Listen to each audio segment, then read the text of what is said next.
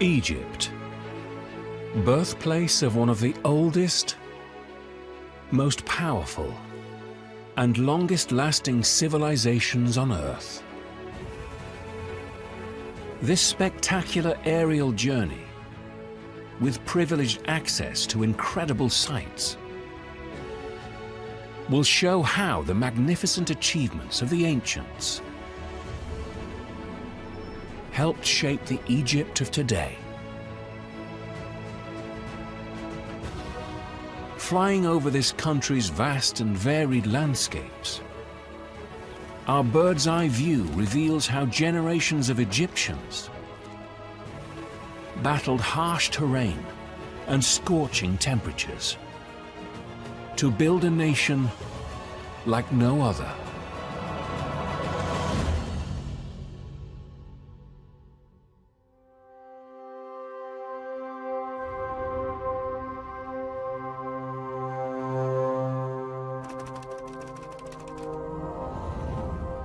Egypt, covering nearly 400,000 square miles and home to almost 100 million people.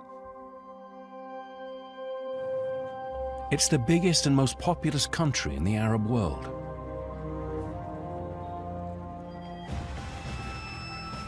Life here has always been a challenge. 97% of the terrain is harsh, arid desert. So how did the ancient Egyptians build such a powerful civilization?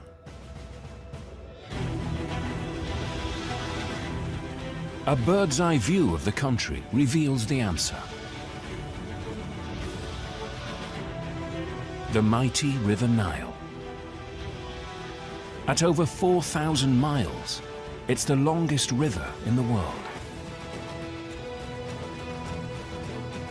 Without it, the ancient Egyptians may never have founded an empire or built magnificent monuments.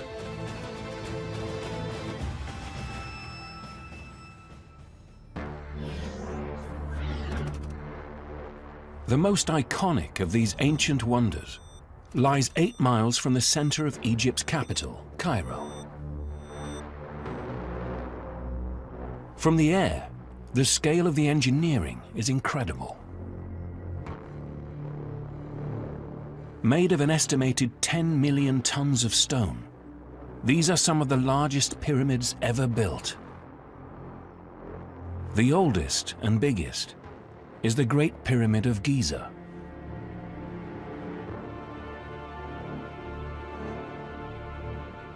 Completed over 4,500 years ago, it's formed from more than 2 million sandstone blocks.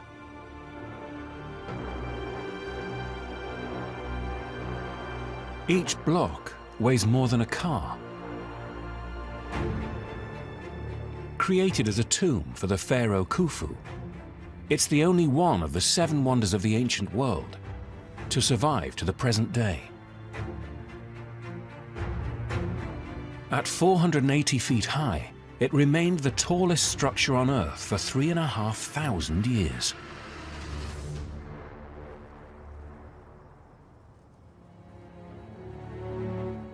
The pyramids of Giza fascinate American archaeologist Mark Lehner so much, he's dedicated 4 decades of his career to unlocking their secrets. Well, from that very first site of the Great Pyramid of Khufu, the Giza pyramids have basically been my life. I spent 46 years actually studying the pyramids. Who are the people who built them? What do we know about them? What do we know about how they did it? People from all over the world come to marvel at the pyramid's majesty. Yet it's the remains of more modest structures nearby that unlock how the ancients built these mighty tombs. In order to create pyramids on such a gigantic scale, they had to create a whole infrastructure. We have found the footprint of that infrastructure. An aerial view reveals a huge labor force was once brought here for construction. So what we have found in the so-called lost city of the pyramid, sometimes called the workers' village, it's about 13 hectares. We have found their bakeries and their workshops, their houses, their grain silos for feeding the people. But it's only part of a much vaster city that existed at the foot of the pyramid's plateau. Mark thinks 20,000 workers once lived here. They quarried the 5.7 million tons of sandstone needed to build the Great Pyramid alone.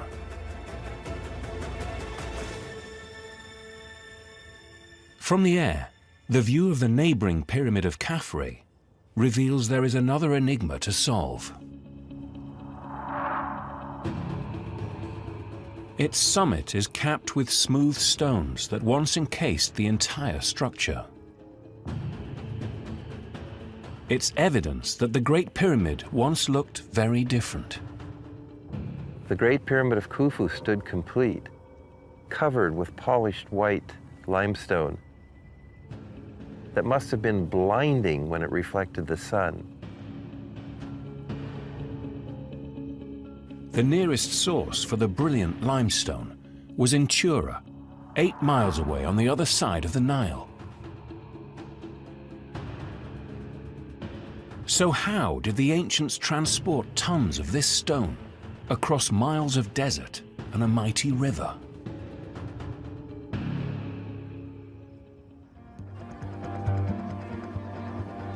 Mark believes the sloping ground in front of this temple unlocks the mystery. It's a basin, the remains of a huge harbor and canal complex filled by floodwater that the ancients used to ferry stone to the construction site. We have evidence that the pyramid builders used the 7-meter rise annually of the Nile flood as a huge hydraulic lift to bring blocks as high as they could and as close as they could to the pyramid plateau.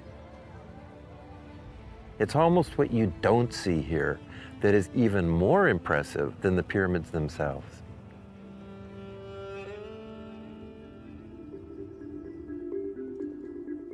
The Nile made ancient Egyptian civilization possible. It wasn't just essential for transport, but for food too. And many Egyptians still depend on it today to survive.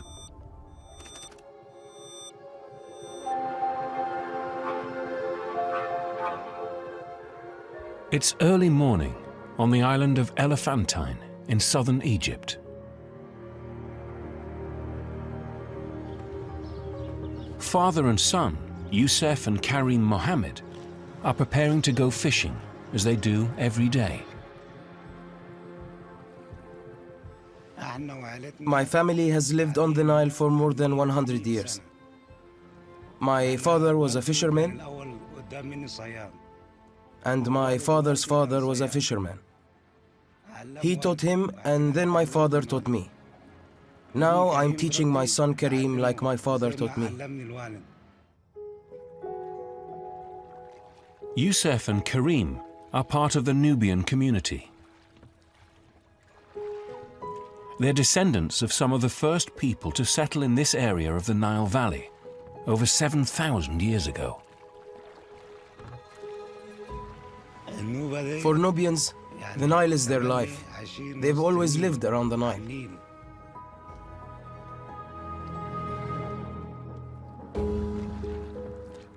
Flooding caused by the building of a dam further south at Aswan displaced many Nubians from their land.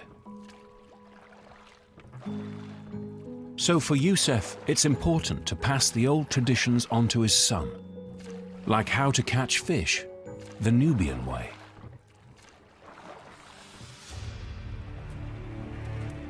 Youssef knows the big fish are in deep water on the other side of the river. To get there, father and son must cross a mile of choppy and congested waters in their tiny rowboat. All the while dodging ferries and fast, white-sailed felucca. A collision here would spell disaster.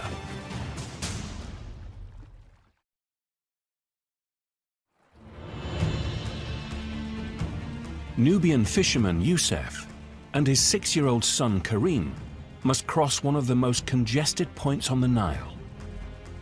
Their livelihood depends on catching the bigger fish in the deeper water.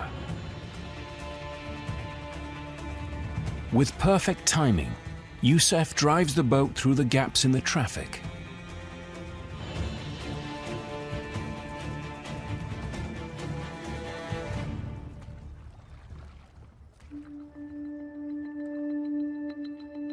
Safely on the other side, 6-year-old Karim must keep the rowboat steady against the strong current.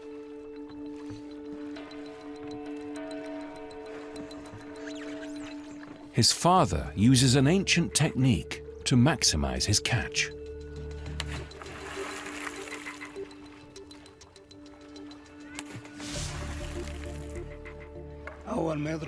When you hit the water once or twice, the fish swim deeper and flee into the net.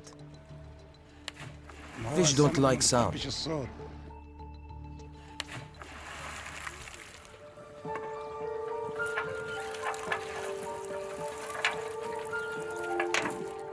These fish are tilapia, a staple of the Egyptian diet since the time of the pharaohs. After an hour, Youssef and Karim have caught all the fish they need for tonight's supper. They row the mile back to their village on Elephantine Island.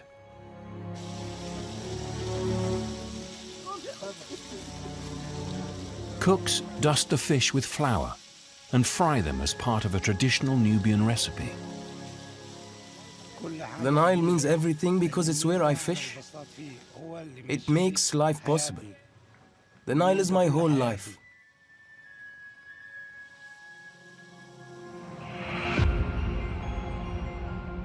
For thousands of years, Egyptian civilizations have relied on the River Nile for survival. As well as providing food, the rich silt from its waters allowed farmers to grow crops in the desert. German archaeologist Joanna Siegel is also heading to Elephantine Island. Her work as excavation field director here is revealing the Nile's importance to the ancient Egyptians. A bird's-eye view of the island's southern tip shows the layout of a 5,000-year-old town. This was one of the first settlements on this part of the Nile. The Nile represented a life source for ancient Egyptians. It was one of the most important things in their life. They got food and water, fertile soil, trade connections. They got everything from the Nile. Before dams controlled the river's height, monsoon rains over Ethiopia to the south of Egypt caused annual floods.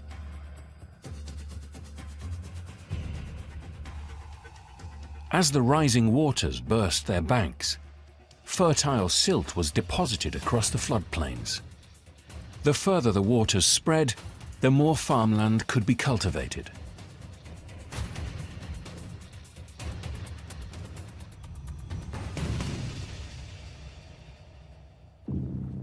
The ancient Egyptians developed a system to forecast the perfect flood.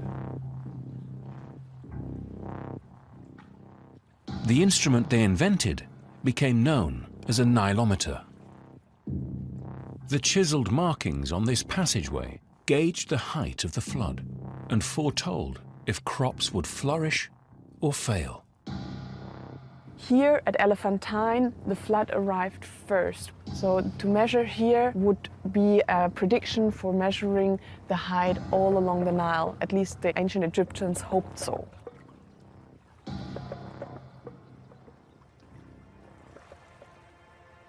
When the Nilometer recorded the optimal water level, the fields would be covered with enough silt to produce a bountiful harvest. Thousands of years later, and the Nile remains the lifeblood of Egypt.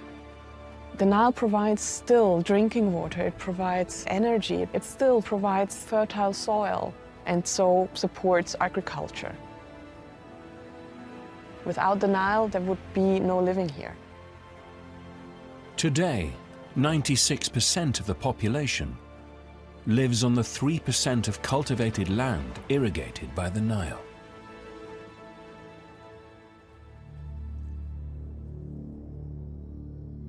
Away from these areas, the landscape is very different.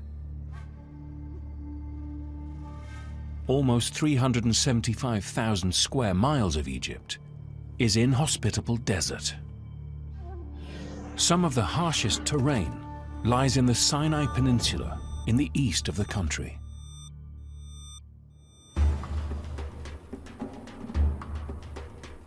Rainfall in this part of Egypt can be as little as 1 inch a year. From the air, it's clear the region's dry, rocky soil makes intensive agriculture almost impossible. Yet there's a group of people who have made the Sinai their home for millennia. Qudra Eid Murazid has lived in this remote village her entire life.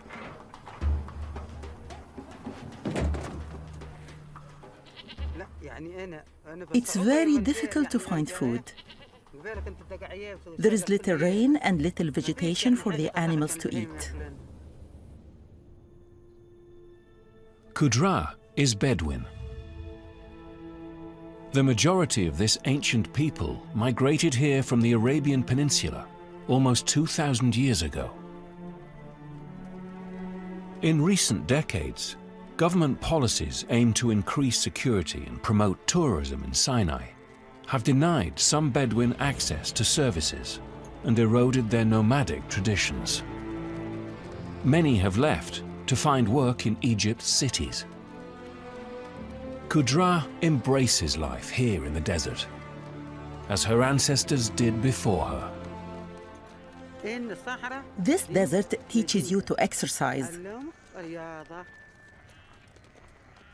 Coming, going, collecting wood, fetching water, keeping moving. If you stay inside, your body ages. You must walk, be active, and stay healthy. Qudra is a widow. To keep herself and her goats alive, she must find vegetation in one of the most arid places on Earth.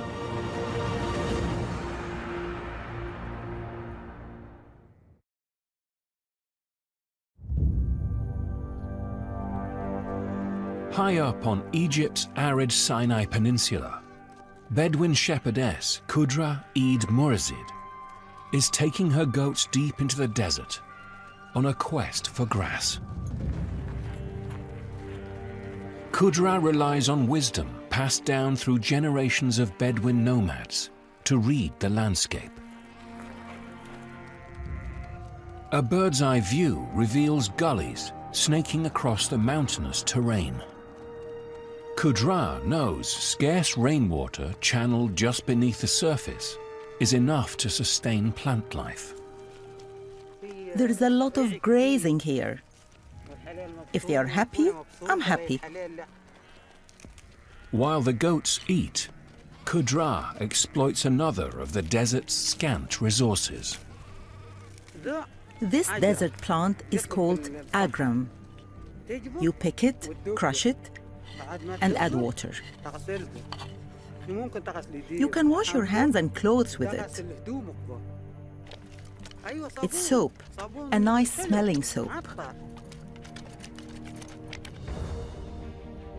It's enough grazing for today. Tomorrow, Qudra will have to find other plants. I do this work every day. I've been here since the day I got married.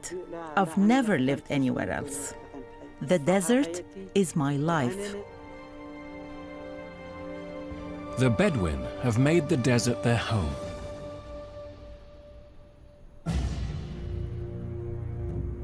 Yet the ancients used these wastelands for a very different purpose. The Western Desert was where the pharaohs were buried in preparation for the afterlife. Royal tombs, like the Step Pyramid of Djoser, built up to 4,700 years ago, would be filled with priceless treasures. Despite the pharaohs believing their pyramids were impregnable, these structures became a magnet for ancient grave robbers. So 3,500 years ago, the pharaohs created a giant secret tomb within a remote desert valley.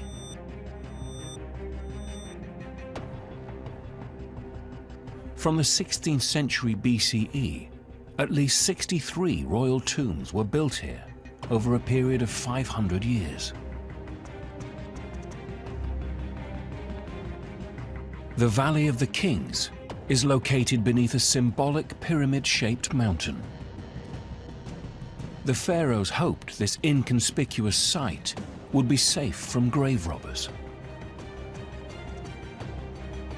Originally, the entrances to the tombs were sealed and hidden under sand and rocks. Now, a network of paths leads the way in.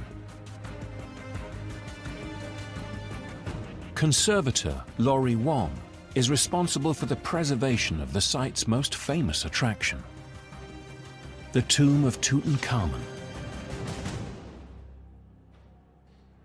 Tutankhamun, its fame is due to the fact that it was a tomb that was discovered with its grave goods almost completely intact. And that's rare because almost every other tomb had been looted. Tutankhamun was just 9 years old when he became ruler of Egypt. The Boy King's tomb was discovered in 1922 by British Egyptologist Howard Carter. Inside, he found treasures, including Tutankhamun's gold death mask, his gold and silver throne encrusted with precious stones,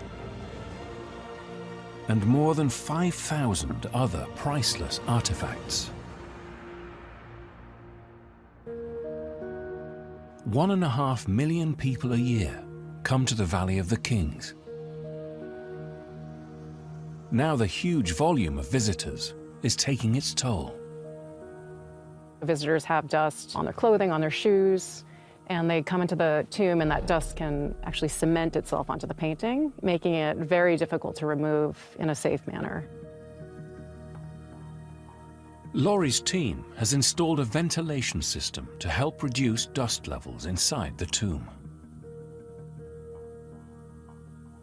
The cleaner air will ensure the preservation of the Boy King's resting place for generations to come.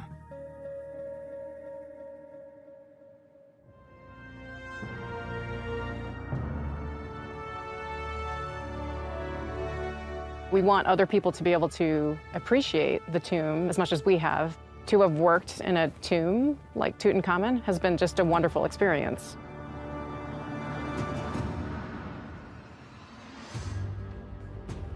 Egypt's mighty pharaohs left their mark throughout the country. Yet not all monuments visible from the air are shrines to past rulers. These are towers for domesticated pigeons. The birds have been farmed in Egypt for thousands of years. Ancient sources suggest they were consumed on important feast days. Today, pigeons are not only bred to eat, they're bred to compete.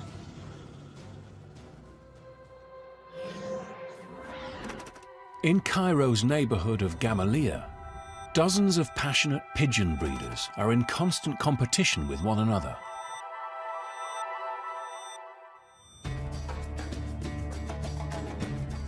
Visible from the air, precarious wooden structures like this rise high above the rooftops. These are called rheas, and they're the inner city's answer to pigeon towers. Some are large enough to house over 300 birds.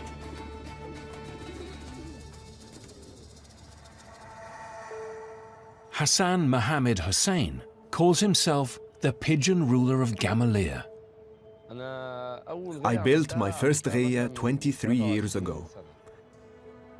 I built a small one, 9 foot by 9 foot, out of straw on the roof. It was a long process. I made the ghaya higher and bigger until I built the one I have now. Hassan is one of 2 million pigeon fanciers in Egypt. In competitions, breeders take their best birds to a central location and release them together.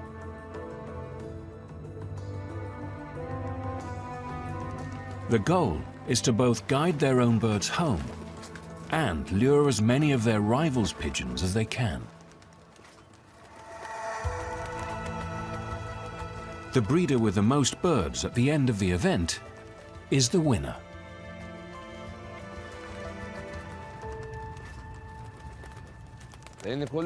Every competition is different. Like a football match, catching pigeons is the equivalent of scoring goals.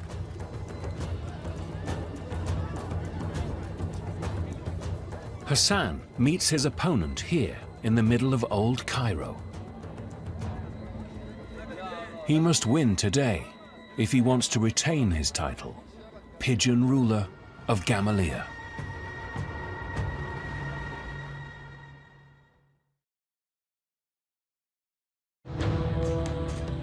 In the historic heart of Cairo, Hassan Mohammed Hussein is taking on rival Kuto Adam in a pigeon race across the capital.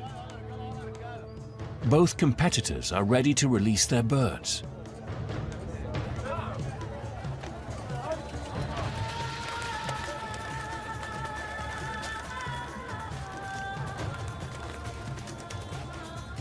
"40 pigeons climb high above Cairo.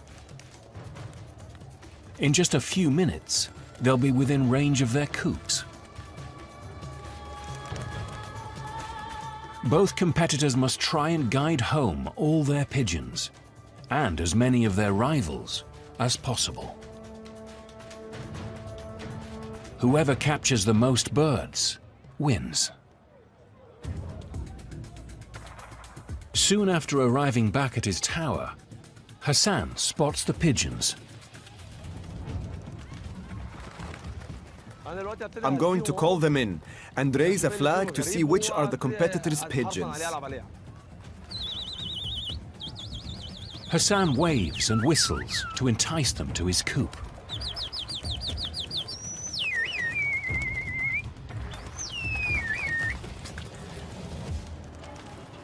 As the pigeons land, he reads their tags to check who they belong to.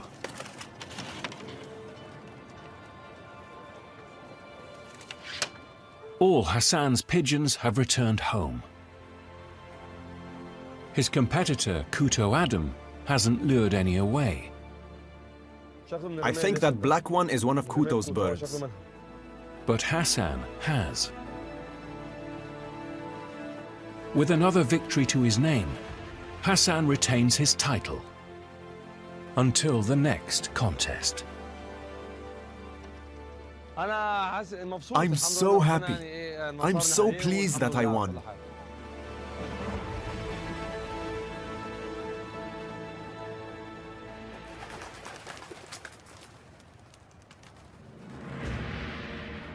The Egyptians' relationship with pigeons is just one legacy from the time of the pharaohs. The ancient rulers' vast monuments stand testament to their immense power. These were no ordinary kings. They proclaimed themselves gods. And they expected their subjects to worship them, even after they died.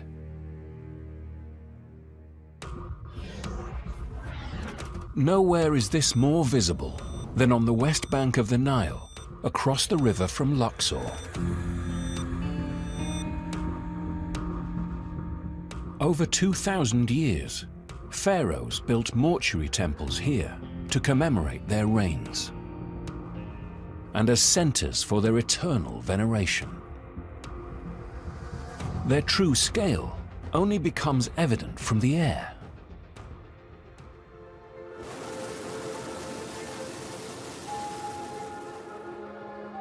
It's dawn, and setting a course for the mortuary temples is Baha Ahmed, an experienced hot air balloon pilot.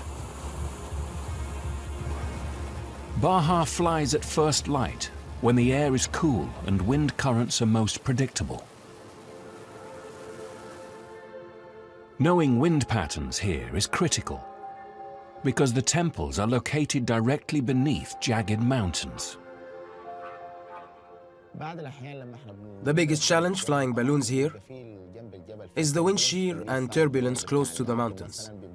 So we take that into consideration and try to keep far away so there is no danger to the balloon or the passengers.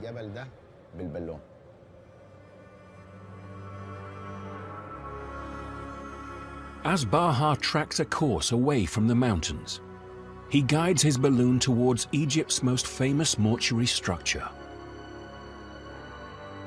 The Temple of Hatshepsut is carved into the side of a mountain.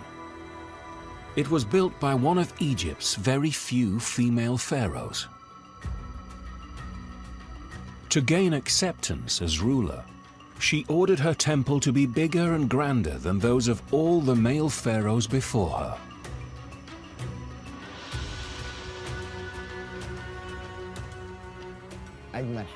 This temple is one of the most beautiful things to see from the balloon. Looking at the design of this temple, it is more than I can describe. From the balloon, it looks very beautiful. As the air warms up, Baha must now negotiate the potentially treacherous winds to visit a shrine to the greatest pharaoh ever to rule Egypt.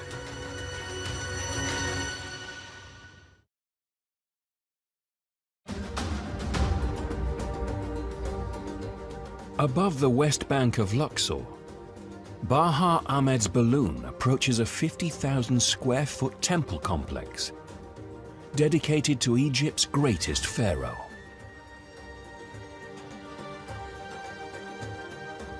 This is the Ramesseum, the mortuary temple of Egypt's most prolific monument builder, Ramses II. Constructed in the 13th century BCE and covering the area of 47 tennis courts, in its day it was one of the largest mortuary temples in Egypt. It took 20 years to complete. Beautiful. This is amazing. Look at this. Ramses II. Within the Ramesseum lie the fallen remains of a giant statue of Ramses himself. Originally, it would have risen to the height of a 6-story building and weighed around 1,000 tons. It reminded everyone he was more than a man. He was a god.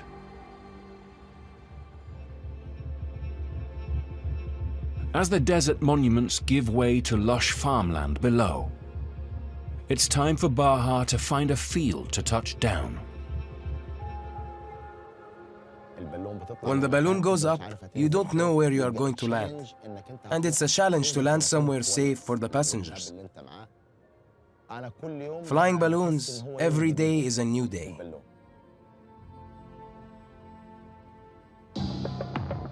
The pharaohs may have declared themselves gods, but their powers were not eternal.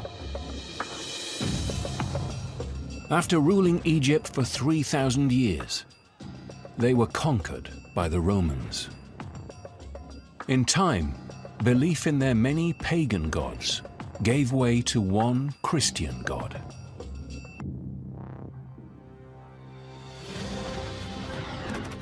Almost 10 million Christians live in Egypt today. One of their most important sites is Mount Sinai.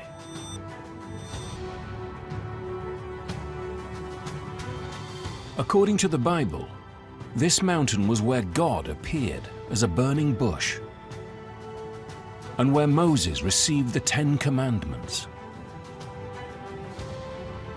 In the 6th century CE, Roman Emperor Justinian I ordered a place of worship to be built marking this most sacred of sites.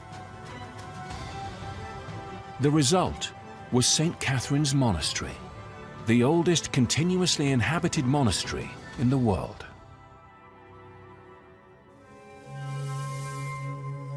Resident monk Father Makarios left his home in Denver, Colorado, to live and work here. Historically, there are very few places in the world today that reflect the life of the empire which created this monastery. Nowhere else in the world can anybody find or see an institution like this. The centerpiece of St. Catherine's Monastery is the Great Basilica. This is where daily prayers have been held for 1,500 years. Today, Father Makarios must make sure that everything is ready for the morning service. There has been an uninterrupted succession of prayers here since the mid-6th century. No one in the world can claim that anywhere except here. Life here means following strict rules and turning your back on modern comforts to live in the wilderness. With the chapel now ready, the monks can commence 8 hours of daily prayers in a monastery that is uniquely connected to their faith.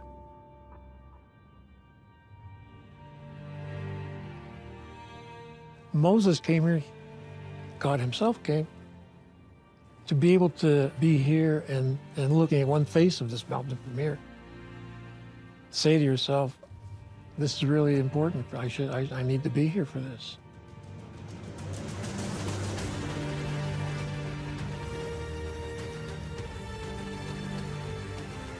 Preserving thousands of years of history has made Egypt the country it is today.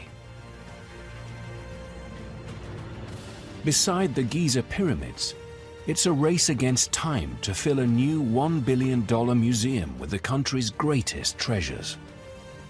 That means transporting fragile and priceless artifacts across one of the world's most congested cities.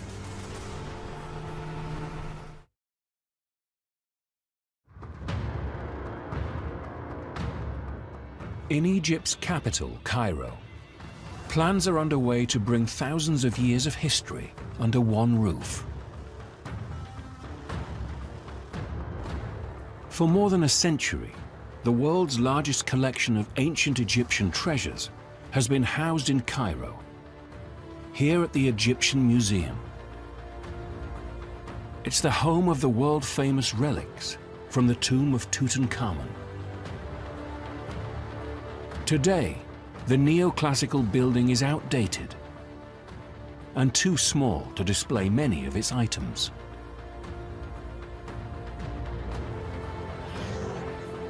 So engineers are building a brand new museum to accommodate 5 million tourists who visit each year.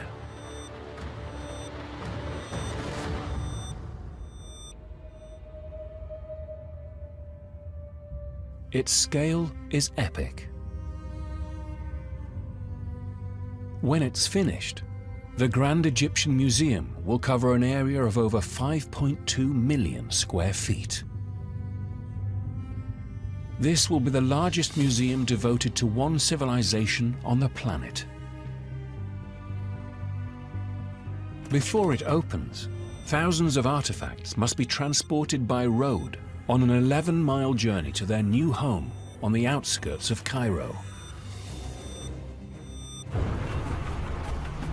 And that's a problem. Cairo is one of the world's most congested cities. tens of thousands of road traffic accidents are reported every year, and congestion costs the country an estimated $50 billion. Hitting the road today is this 3,000-year-old statue of Ramses II and the goddess Anat. Ramses is known as the Great, due partly to his huge building projects. Director of Restoration and Transporting Antiquities, Asa Zidane, must ensure safe passage. It's impossible to put a value on this statue. For Egyptians, it means civilization, culture, heritage, and honor. Ancient Egyptian civilization is priceless. Asa's team painstakingly wraps the monument in a protective material before its journey.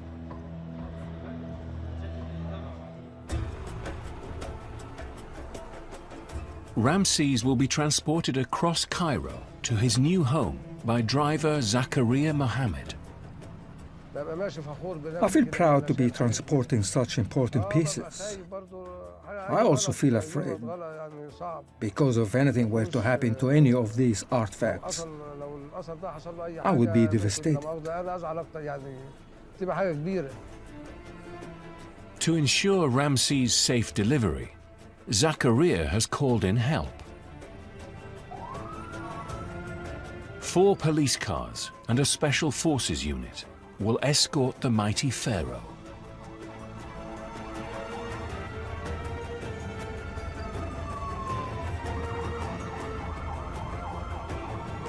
To prevent the statue toppling off his truck, Zakaria must try and maintain a constant speed of 12 miles per hour towards the Grand Egyptian Museum.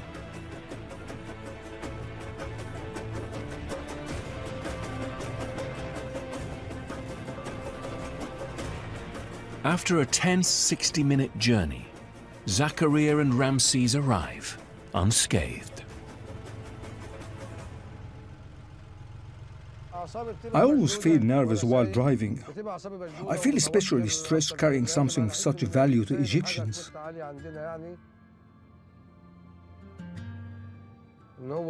When I arrive at the Grand Egyptian Museum, I feel relieved that it has got here safely.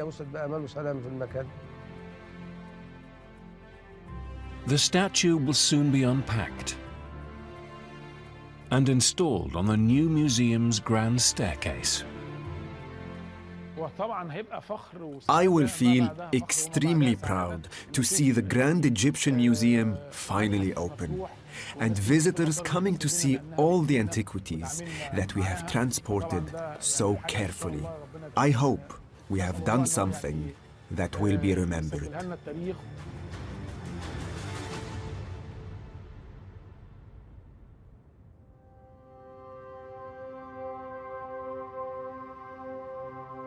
Flying over Egypt, our bird's-eye view reveals how this proud nation continues to embrace its unique past.